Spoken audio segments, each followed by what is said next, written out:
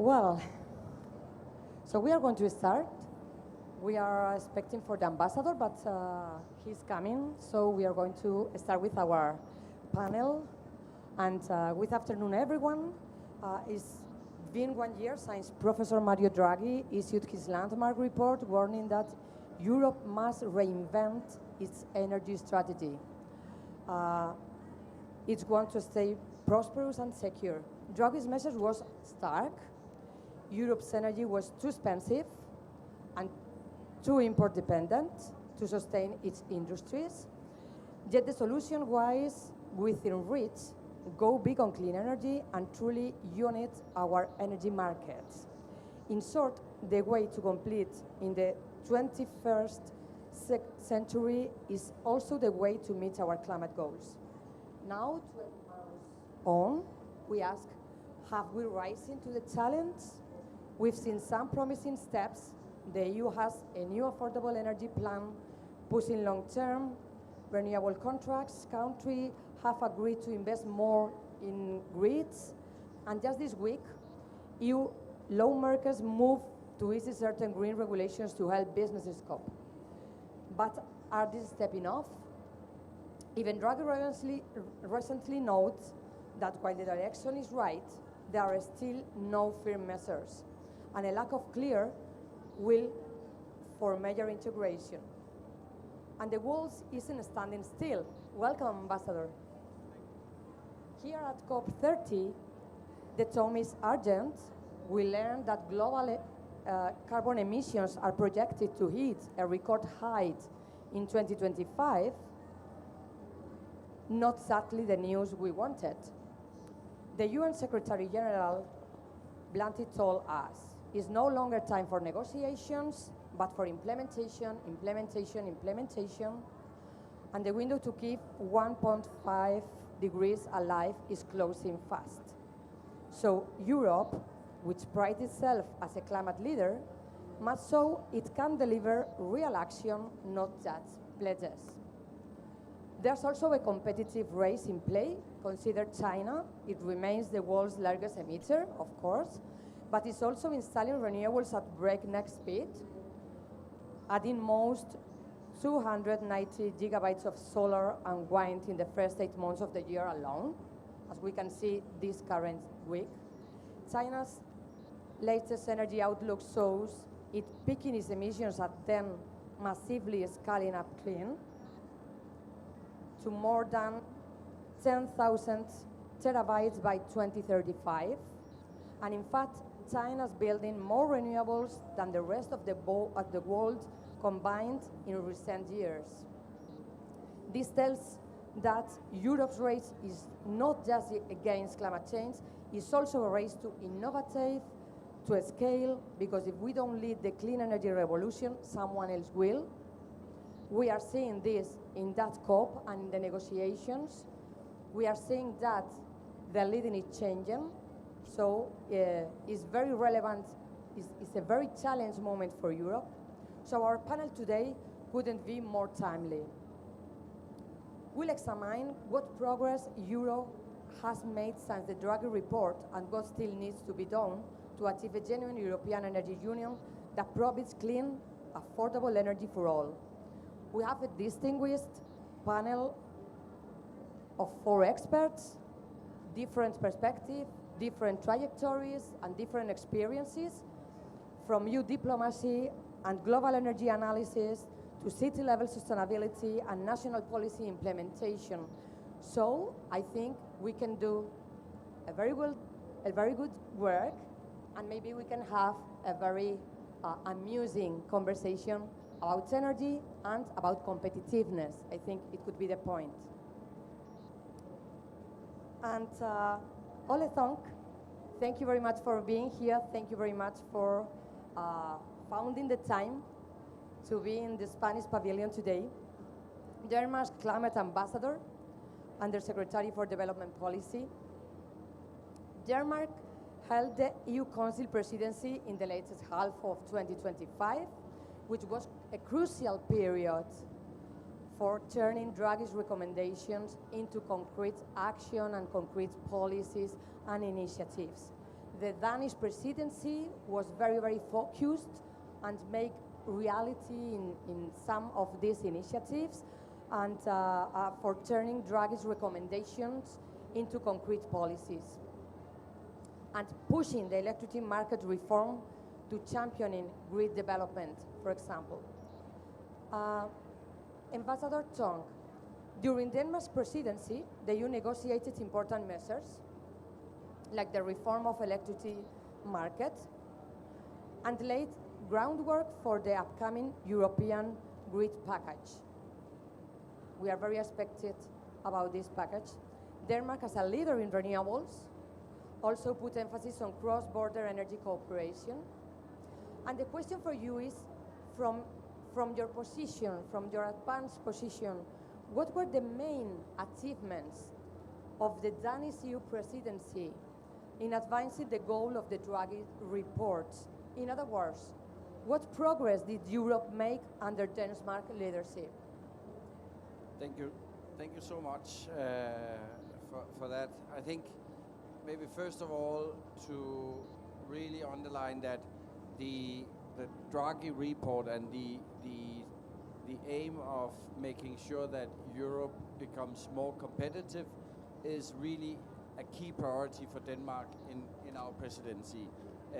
So that's front and center of everything we do. If you look at the simplifying of rules and all of that, that has been a strong push both from Danish businesses but also from European businesses that says we need to move in this direction. There's a limit to the bureaucracy and there is a way forward without compromising the sustainability of our businesses moving forward.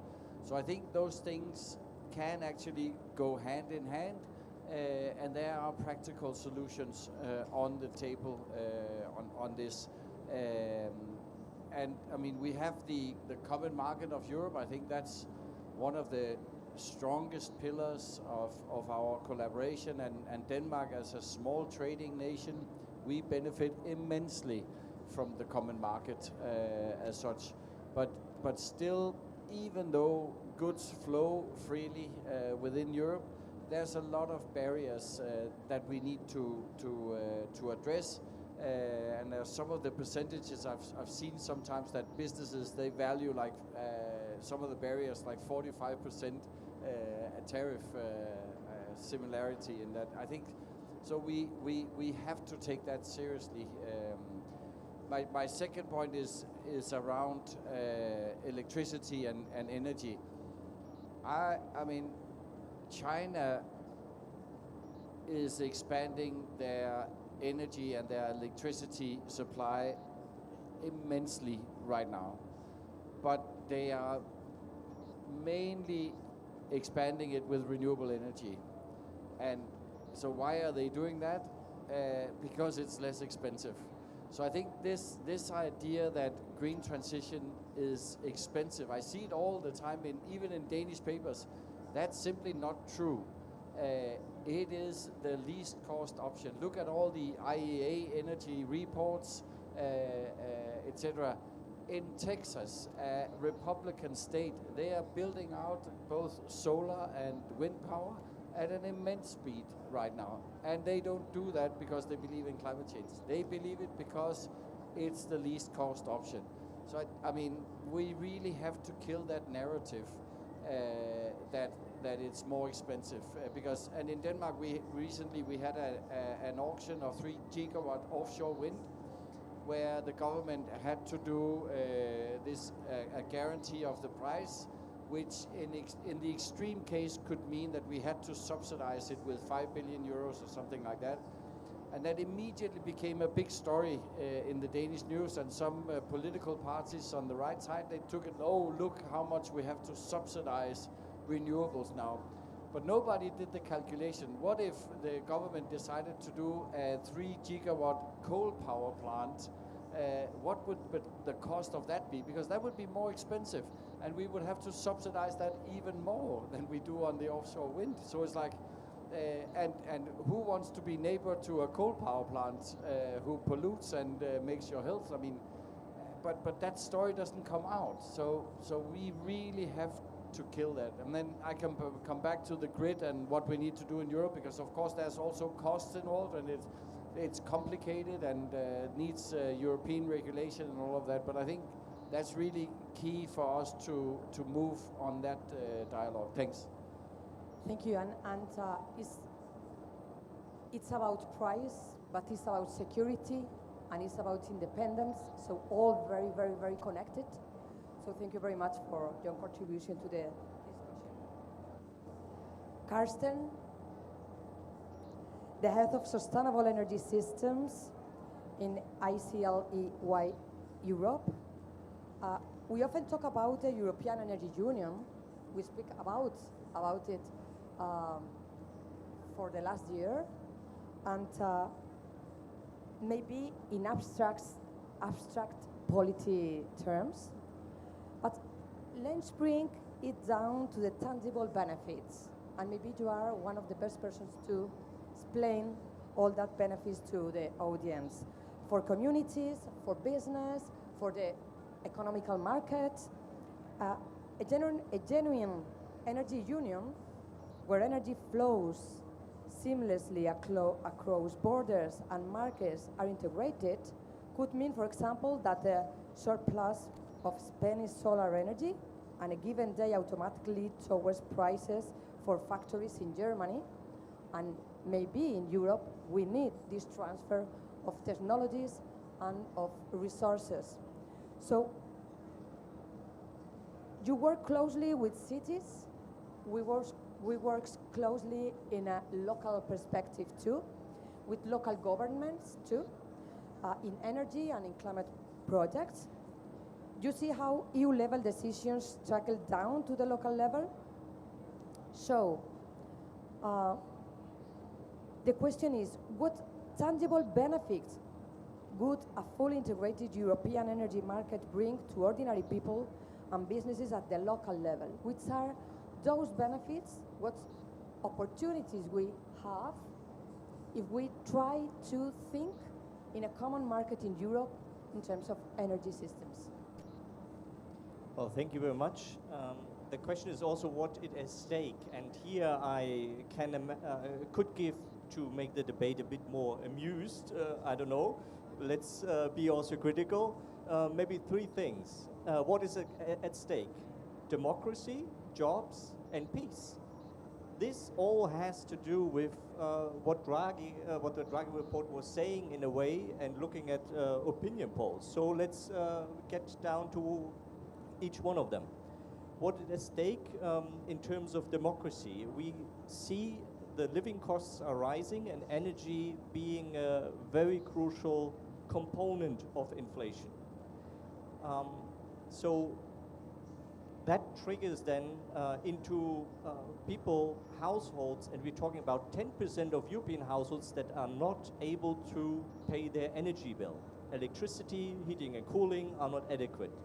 So we are talking about people that are disillusioned about the energy transition, don't understand it, and then maybe follow more polarization parties that make use of this element. Secondly, we have the geopolitical conflicts, and we have seen the Russian invasion into Ukraine, which, for instance, had devastating impacts for Ukraine in the first place, but also for the dependent states like Germany for paying then the heating bill. So there is a geopolitical independence actually looking at us with renewable energy. We are currently being a little bit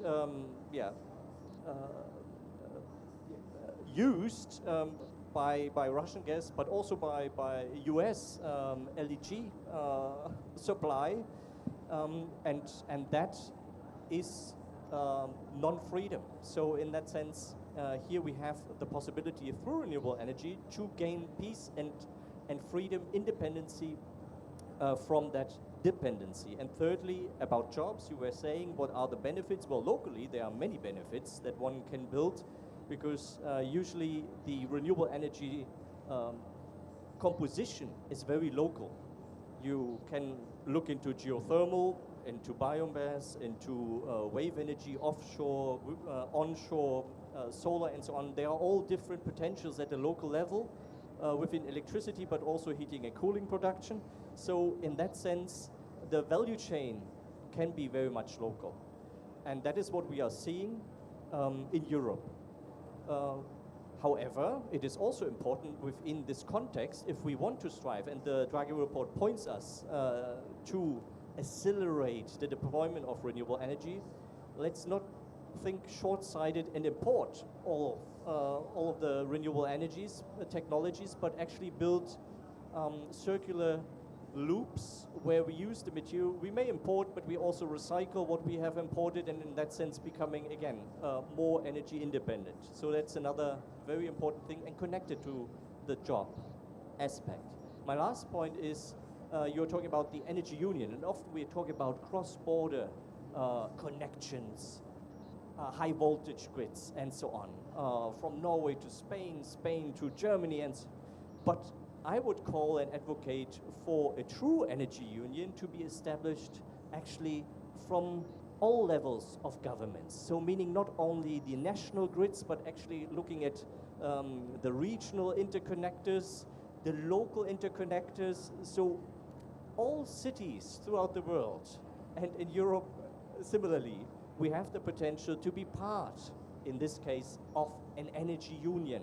We can share in solidarity the electricity that is locally produced very efficiently. And and I'm not only talking about the local level as the municipal level, but also about districts, about supermarkets, about households, about citizens. So all these interconnectors, prosumers, if we can connect them, letting them produce, incentivize renewable energy, then we truly have an energy union. Thank you. Oh, very good points too. And well, we are going to speak a lot about renewable energies, of course, but maybe in the perspective that you are putting on the table, we must to take into account the concept that is very present in this COP and in the other COPs too, that is the agnosticism in terms of technologies. Today, in a lot of different panels, we are going to speak about transition.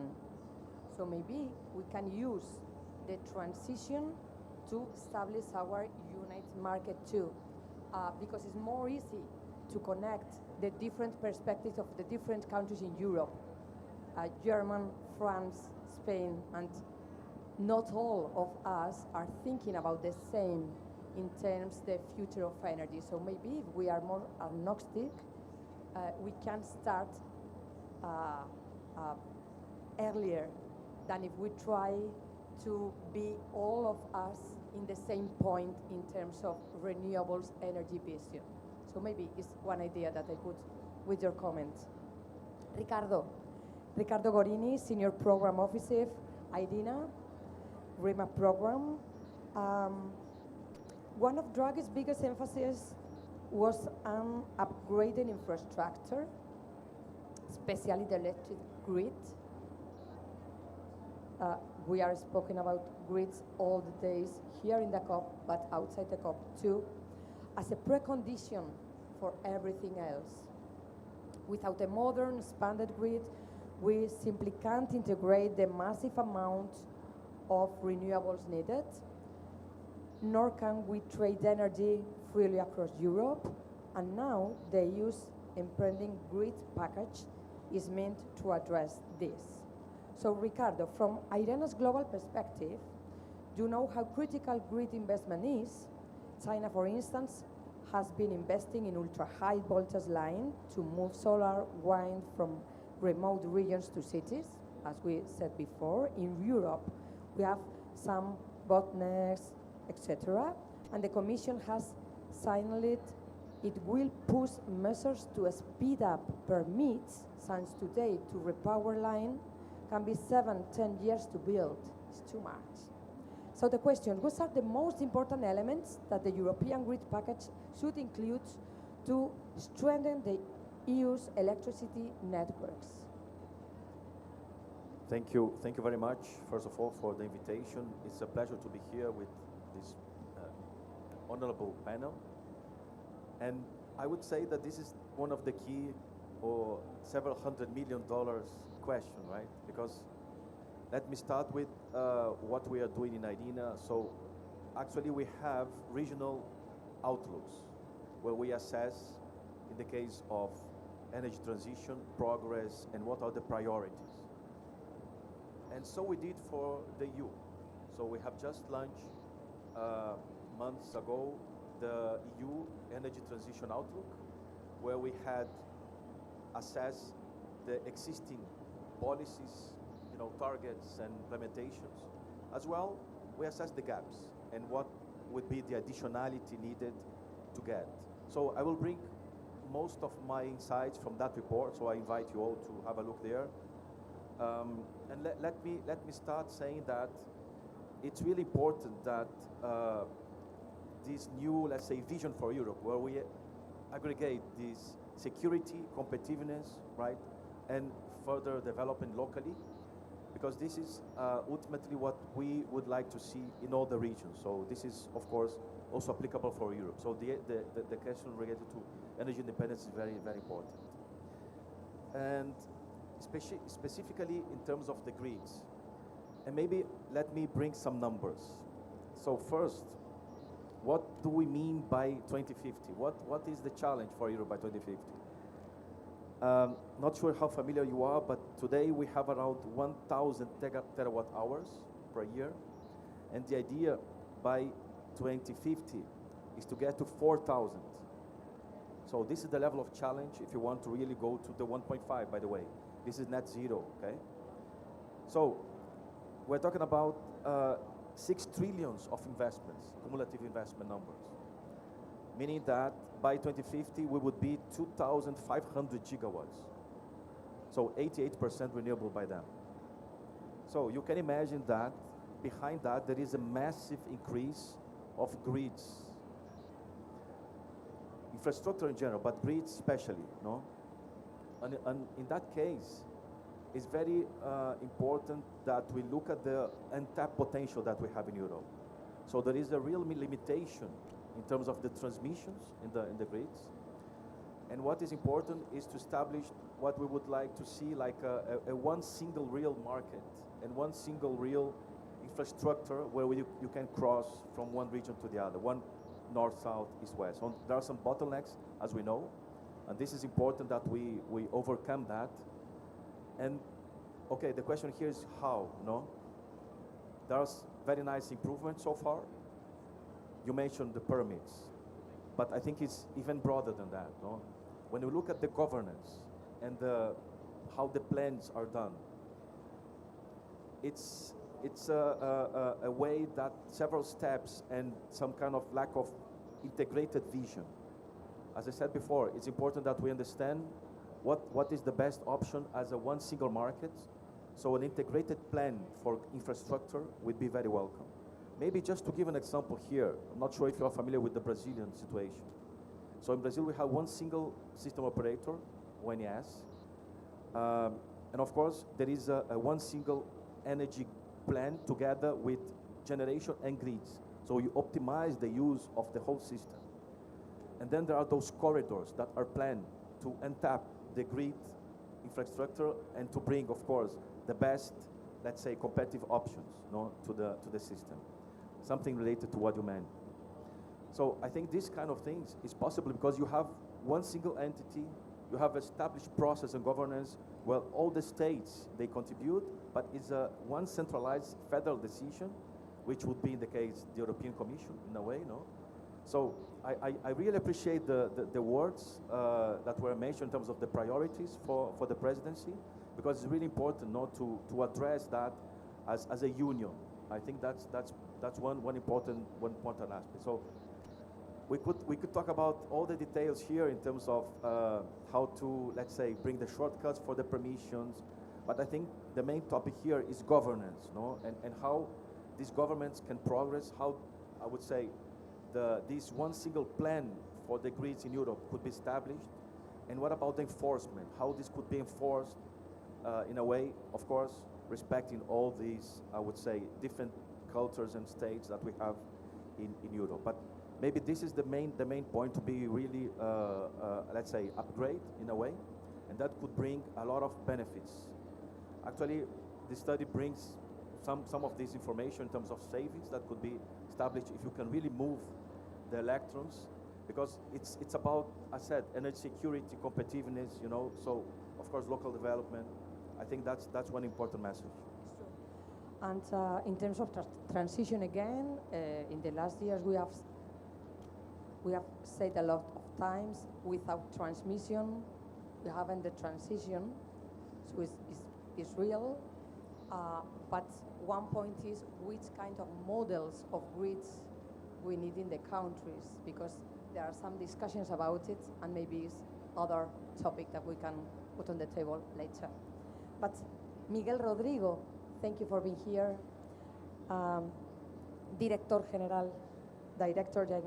General Director of IDEAE, the Spanish Energy Agency.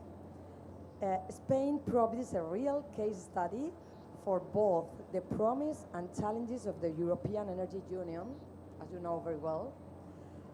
Spain has abundant renewables and has dramatically lowered its power prices through wind and solar, even exporting surplus at times, and I think it's a success case in the past year, of course.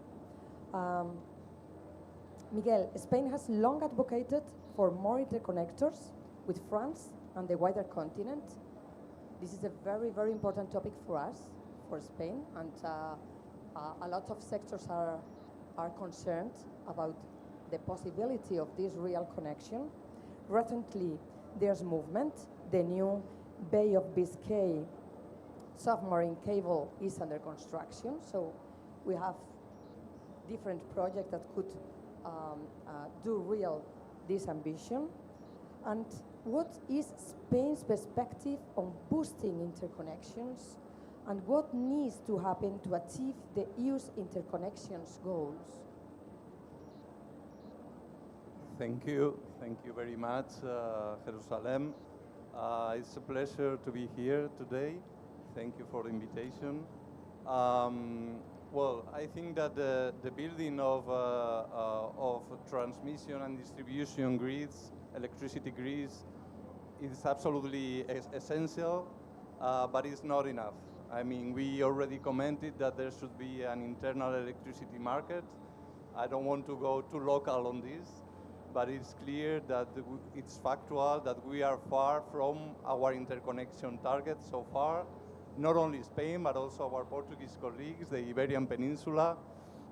So if we want to have a real common electricity market, we should tackle these barriers, and we should push to have, as a EU, the interconnections we need to have a real common electricity market. And this is relevant not only for having the same prices all over Europe for wholesale electricity markets, but because this will minimize curtailments, this will send the appropriate signals for where to install storage and where not, where to promote more or less demand response, and so on. So if we want to have an efficient electricity market, we need to increase our interconnections. But obviously, on top of this, if we are moving, and we are doing so, for electricity mix which are dominated by wind and PV, we need to have more storage, more demand response, more flexibility. And that is a common challenge we are facing all over the European Union. Maybe in Spain, we are running a lot with PV and wind power, so our needs are now.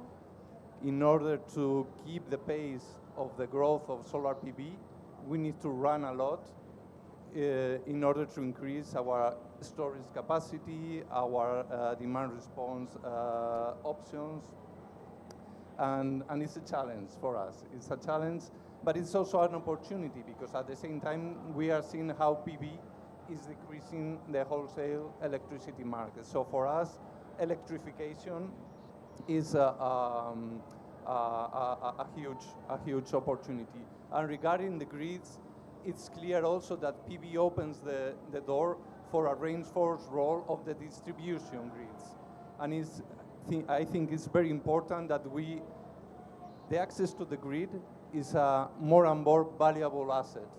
And we need to make such a planning that we make sure that electricity, the access is available for those priority uses, such as electrification of the transport sector, electrification of heating and cooling, industrial electrification, to make sure that those uses have their access to the grid. And I think it's also very relevant to put the focus on the islands. Some member states, we have island, and we need to pay especially attention to these territories because the penetration of renewable energies here is even a bigger challenge. So we have Balearic Island, where we are reinforcing the interconnection with the peninsula, and we have also in the Canary Island a pilot project for a very large storage facility based on reverse pumping. I think that we should also pay attention to the island. And as it was mentioned before, it's very important that all this planning, all this governance has in mind people, that we take into account that the social acceptance is key for the deployment of this energy transition, and that maybe it's more important than what we expected a couple of years ago. Yeah, very important topic, this last one. Maybe we can another slot to speak a little more about stakeholder engagement and the license to operate. That is a very high problem, not only in Spain, but in other countries too. And Ole, we return with you. Because Draghi was very insistent in the inform that competitiveness is a key for Europe, and decarbonization, renewables energies, and competitiveness may be hand to hand.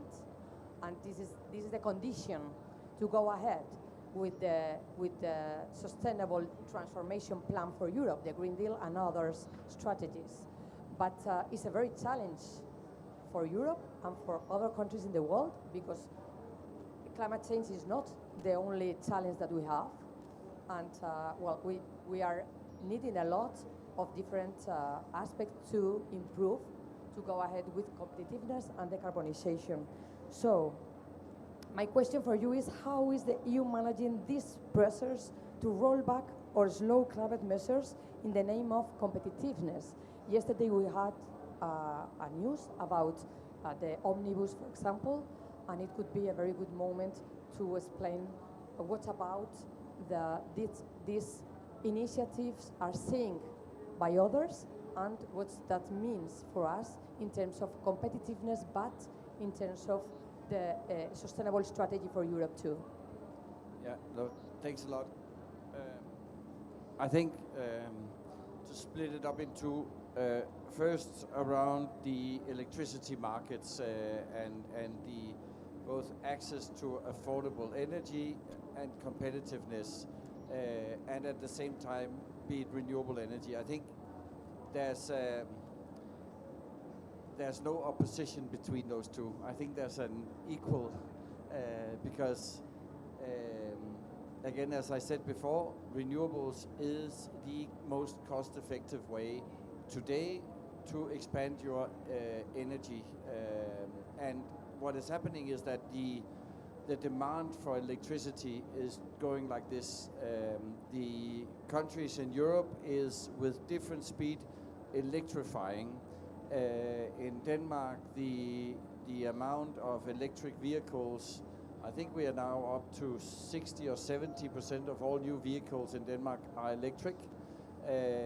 We are changing our heating system. I used to have a gas heater with Russian gas, or maybe Danish, but at least in heating up my house. Now I bought an electric pump to heat up my house.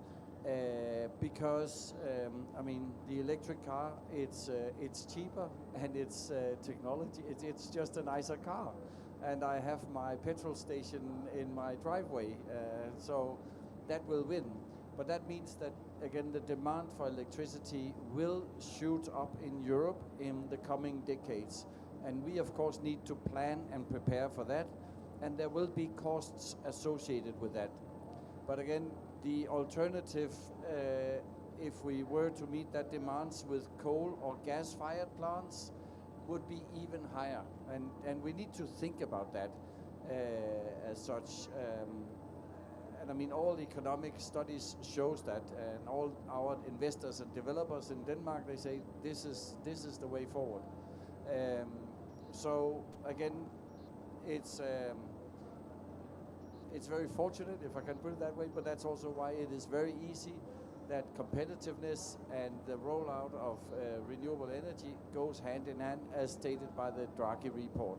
That's what our Energy Commissioner, Dan Jorgensen, is working towards, and he has made a holistic plan of how to roll that out in the next decades in Europe, because the challenge with the energy and electricity plans is that you don't change that from one year to another.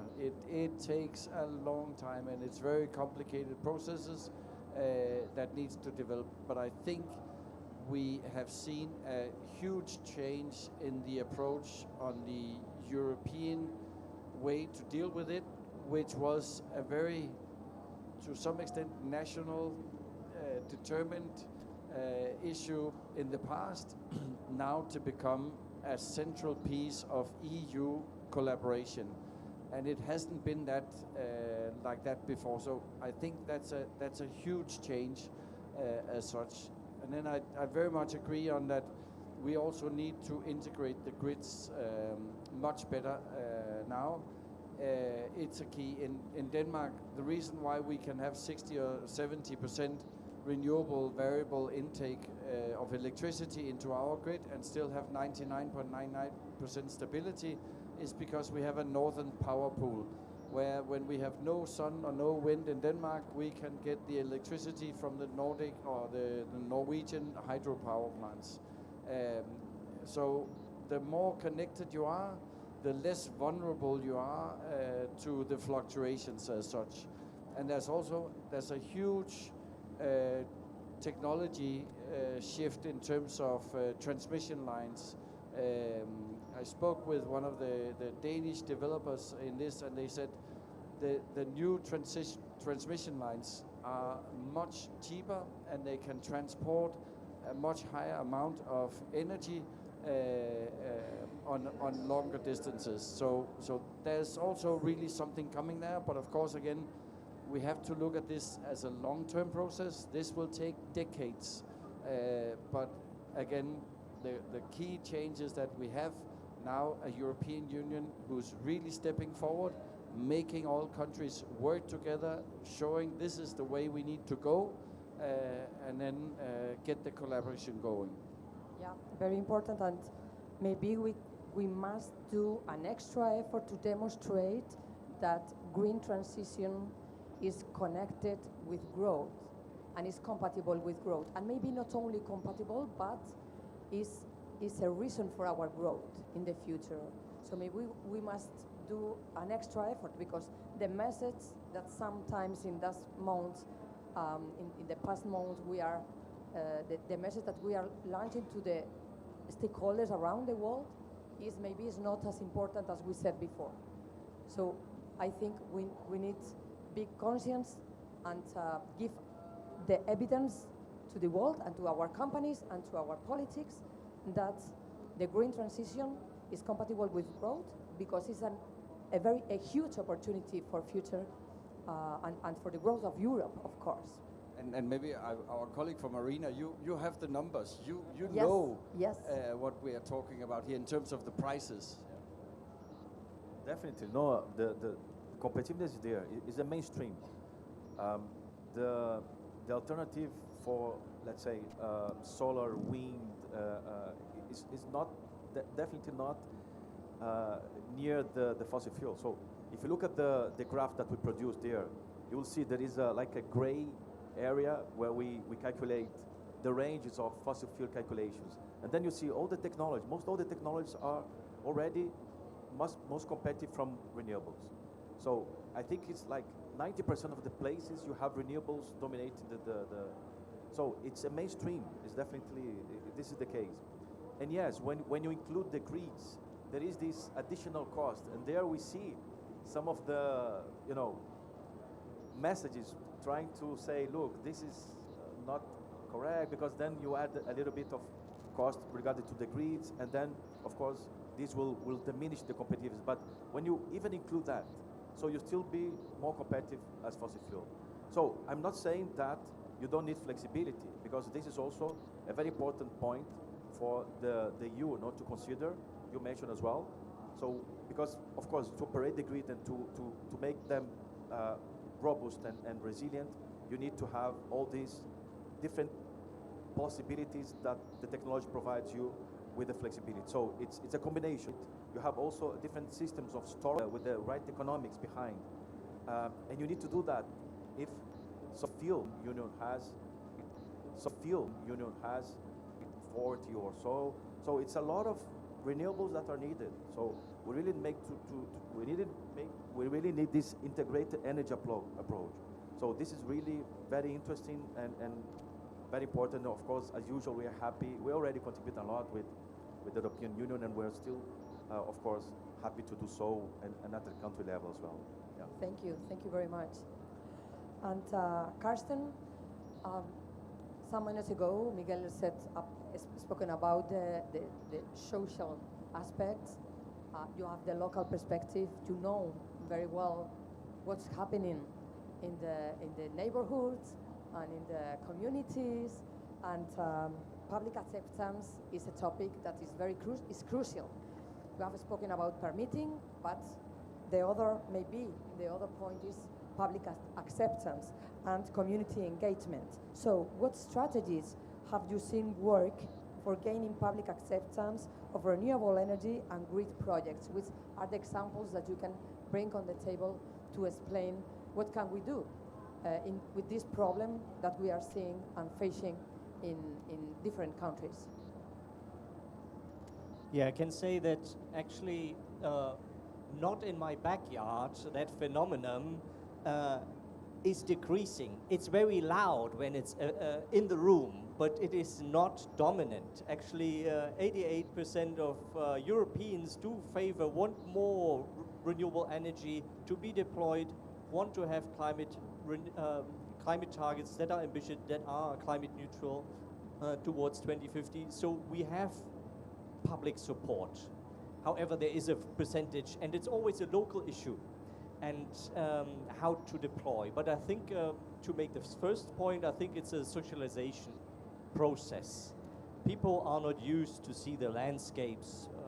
I'm coming from the Black Forest with wind turbines inside, and here I myself had to get used to it in my valley where I live. But it's a natural process.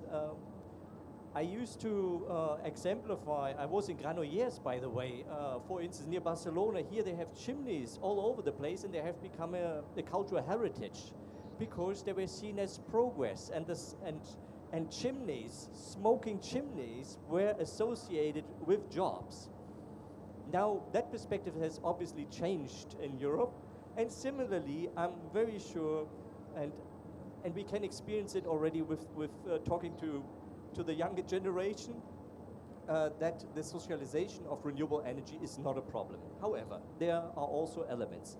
So looking at the different levels again, the European Union, I think, has done a wonderful job in formulating go-to areas where there is a assessment to diminish the environmental impact for renewable energies to be deployed. Then there are also inclusions of permitting processes to be shortened. There are spatial plan consideration which are factored in on an overall level. So we see here a lot of progress. Then I must say also instruments like the Covenant of Mayors, who is a global but also European. It was a European initiative to bring together different cities in their ambition on energy and climate targets, and in that sense creating a wonderful platform of dialogue, of inspirations, of cross-cutting, sharing experiences, also on the matter of how to deploy renewable energy and how to share good practice. Actually, the Danish model, for instance, coming now to the national level, is wonderful. There, it's obligatory that if you have a wind turbine nearby, to be offered shares of that wind turbine, and you can take it or leave it. But there are these compensation modes that benefit sharing. So I think what is very important, and we have cases where there's solar on a certain 1 megawatt solar installment would benefit by a certain amount the municipality, or the households nearby, they get cheaper electricity. So these models exist and I think should be fostered so that the citizens that have the new infrastructure in front of them can actually benefit from them. And what are then the local level? What's their responsibility? It's not necessarily, unless you have maybe a city utility, that you are able to drive and direct a bit the composition and the engagement of the local community within this process. However, in general, there can be many different scenarios. What we as ICLEI are advocating for, and what we have initiated, for instance, is a consensus of fast and fair renewables. It's actually on the website, fastandfairrenewables.eu. You can take a look. There you find a consensus of 5 principles where we brought the different actors together.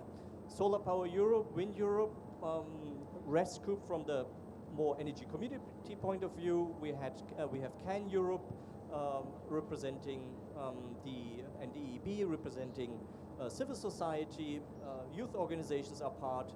We have Energy Cities and ICLEI as presenting the municipal perspective, because municipalities are in between. They are the facilitator on the local level between the different perspectives. One is maybe rather an economic perspective, the other one is more protective because of the environment. So we need to have, we have agreed on these 5 principles with a common consensus in order to deploy faster and fairer the renewable energy. And I think that is the mechanism how to move forward. It's municipalities I see in the role of facilitating this dialogue, of making it transparent, understandable to the citizens of what is happening here, and not that the EU decided all of a sudden this is a go-to area and now you have it. It's a process, and that process is actually having impact on many different planning levels of governments. That should be understood, but in the end it should be clear that the environment is there is as least impact on the environment as possible, and there is a social benefit, economic benefit to the municipality that is deploying. And this is what we are advocating for, and there are very good examples in the Covenant of Mayors, as I said, and also on this wonderful website. Thank you. Relations are a very valuable capital today, and maybe we can see more innovative, as you are saying, about how can we establish new relations with communities, new relations. Thank you very much for being here, Ambassador, and have a good day today.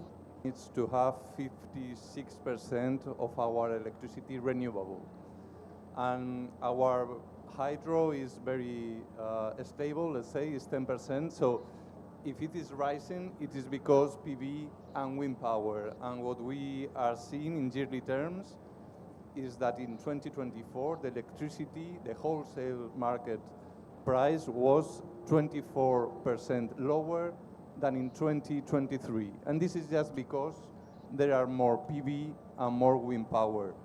It is evident that this poses other challenges, like with ancillary services, but as it was mentioned before, also with the digitalization of the grids, with new ways of managing the grids, the TSOs are also able to operate them with increased percentage of renewables, taking into account the control of tension, voltage tension, a lot of different issues that need to be handled.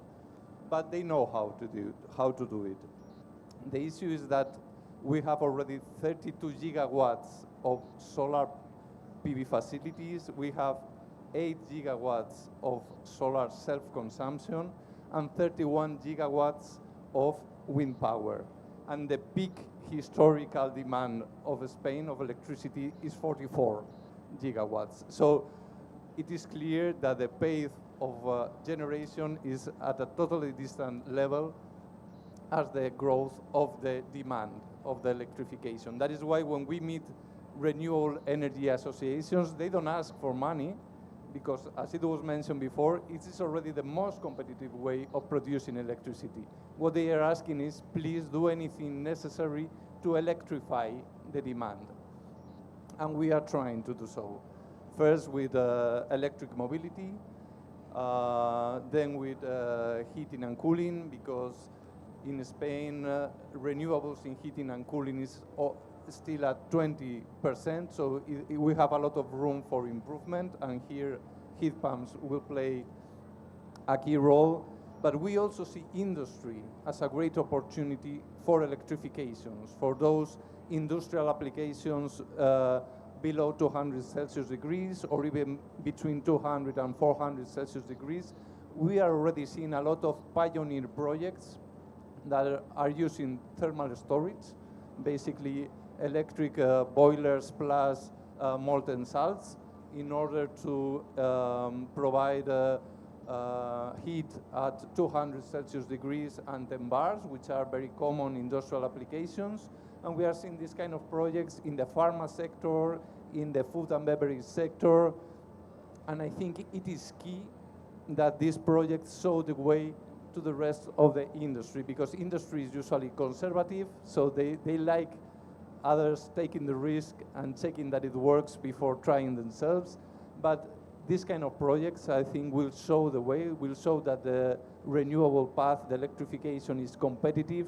And from the public part, we will be trying to support those projects in order to give example to the whole industry, and to make sure that industry also takes advantage of the increased competitiveness of renewable electricity. Thank you very much, Miguel. I don't know if someone of you wants to do a last comment, because we are out of time.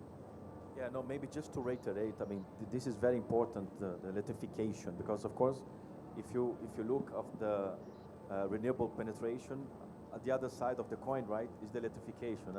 So we really need to increase the consumption. I show the numbers to you. So just to bring also the shares. So if you look at the total consumption of the country, of the region, all sources, it's 50%, 50. So around 50% is what we are estimating by 2050, no? So this is to give the idea of how important is this avenue of change that is electrification combined with renewables to deliver all these benefits of the decarbonization and so on. And we're 100% online in this, energy plan integrated approach, was, as I meant, including the engagement. So the process must engage to understand what is the best option, because otherwise it will not happen, or basically it will take, as it takes now, 15 years. So I think we really need to move in a way to really make the process more efficient, to accelerate the process, because we need to accelerate, otherwise, no? And then that's the whole idea, no? This integrated energy plan is very important for improvement. The electricity demand is a topic that maybe we had to comment in this panel, but we haven't time. So thank you very much to our panelists. Please help me to thank all of them, and I hope you enjoyed this conversation. Thank you.